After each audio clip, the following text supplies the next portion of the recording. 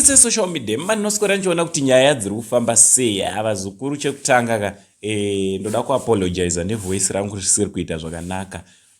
Chando charova kuno handina ndimoziva problem yasekuru yekuti ava pana saka chando charova zukuru.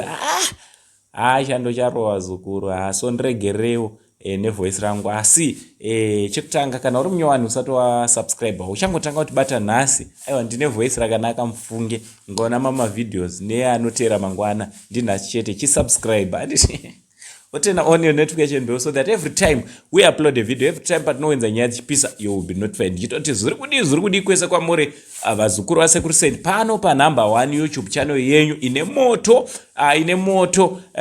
anditi muna sekuru venyu. So nyaya ndauya nayo ndibaba Harare vane poster vakanyora riri kuratidza kuti zviri kuvabata kuti zvinomboitigwa nani izvi zvinoitigwa nani. Poster rachona irero right. Andina baba Harare unenge waimba zvakaita sei kuti ukandigwe bhodhi.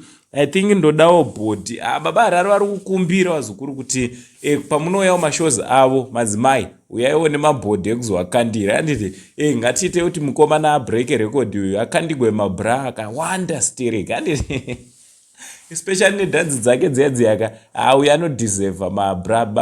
Baba Harare rega unzwa muzukuru wangu iwe unotodeserva especially mabhodhi ndo ako unodeserva manje. Baba Harare deserves mabhodhi even more than mabhodhi nezvimwe zvachona. Mupei nebonus yezvimwe zvachona. Ndoiziva kuti ndinovimba nemadzimai munozviitema. Handiti ndokuchema kuna baba Harare. Ndofunga makonda ngataure no comment section kuti munofungei nezvenyaya iyi.